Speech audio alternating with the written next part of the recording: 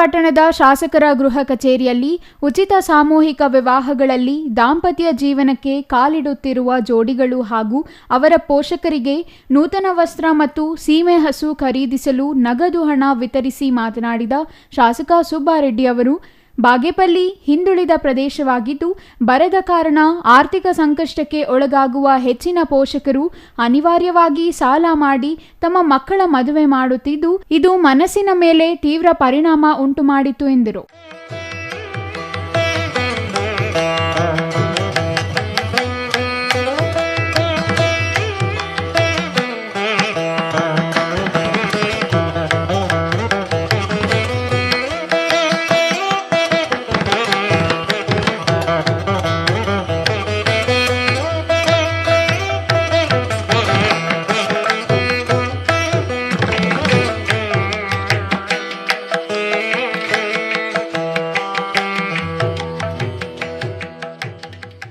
ಸಂಭವನೀಯ ಸಾಲ ತಪ್ಪಿಸುವುದು ಹಾಗೂ ನೂತನ ದಂಪತಿಗಳ ಬದುಕಿಗೆ ನೆರವಾಗುವ ಉದ್ದೇಶದಿಂದ ಕಳೆದ 22 ವರ್ಷಗಳಿಂದ ಉಚಿತ ಸಾಮೂಹಿಕ ವಿವಾಹಗಳನ್ನು ನಡೆಸಿಕೊಂಡು ಬರಲಾಗುತ್ತಿದೆ.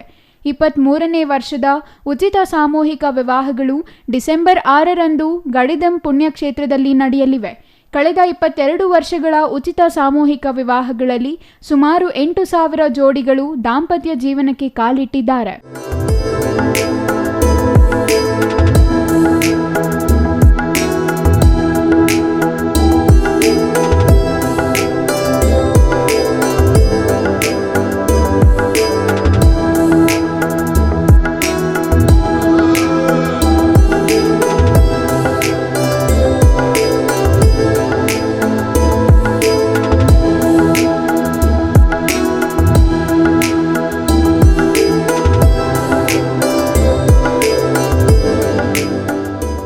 ಸುಮಾರು 4,000 ಸೀಮೆ ಹಸುಗಳನ್ನು ದಂಪತಿಗಳಿಗೆ ಕೊಡುಗೆಯಾಗಿ ನೀಡಲಾಗಿದೆ.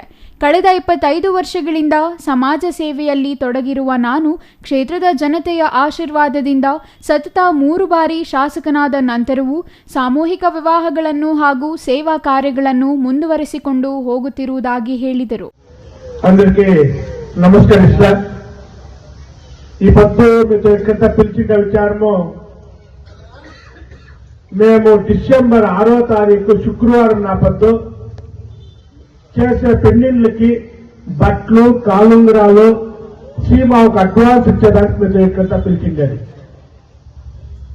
ఈ పొద్దు మా లీడర్లు ఎంతో మంది ఉన్నారు. పాపం వాళ్ళంతా మాకు సపోర్ట్ చేస్తున్నారు కాబట్టి ఈ పనులు చేసేది మాకు సాధ్యం. ఎందుకంటే వేరే పైన చాలా మంది పెద్దలు ఉన్నారు. అందరి పేరు చెప్పకపోను. అందరి పెద్దలకి మీకి మీడియా వాళ్ళకి నమస్కరిస్తూ ఈ పొద్దు నేను చేస్తా ఉండేది 22 ఏళ్ళకి మేము ఈ పెళ్లిళ్ళు చేస్తా ఉండేది. మొదలు ఈడ నాగరాజు ఉన్నాడు, పిల్లూరు నాగరాజు ఉంటా, ఆయన ముఖాంతరంగా ఫస్ట్ బిల్లీరులో స్టార్ట్ చేస్తుంది. బరి 13 పెళ్లిళ్ళలో 12 పెళ్లిళ్ళకి మేము స్టార్ట్ చేసింది. ఈ పొద్దు 22 ఏళ్ళకి మీ ఒక సహాయం నుంచి మాకు దేవుడిచ్చిన శక్తి నుంచి ఈ పొద్దు ఈ ప్రోగ్రామ్ చేస్తాను.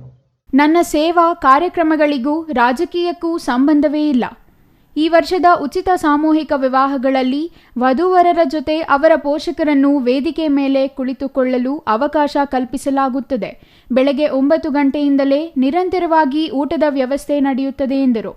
బాగా జ్ఞాపకం పెట్టుకోండి, దీనికి రాజకీయం సంబంధమే లే. నేను ఇప్పుడు మీకు నేరుగా చెప్పింటా, ఇది పెండింగ్ అంతే. ఓటుకి దీనికి సంబంధం లేదు. అంటే కొందరు ఏమనుకుంటారో, సుబ్బారెడ్డి ఓట్ల కోసం పెండింగ్ చేస్తారు. నేను చెప్తా, ఇది పేదవాళ్ళు చేస్తుండట్లా పెండింగ్. ఎలక్షన్ కాకపోతే మీకు మంచోడు ఎవరైతే వాళ్ళు కోటేసుకోండి, నాదేం దానికి ఏం అభ్యంతరం లేదు. ఏమంటే కొందరు వేరేగా చెప్తారు. ఆ తర్వాత నేను ఆ ఉద్దేశంతో యాపని చేయను. నేను మీ ఎట్లా కుటుంబంలో ఉంటే భగవంతుడు శక్తి ఇచ్చినాడు.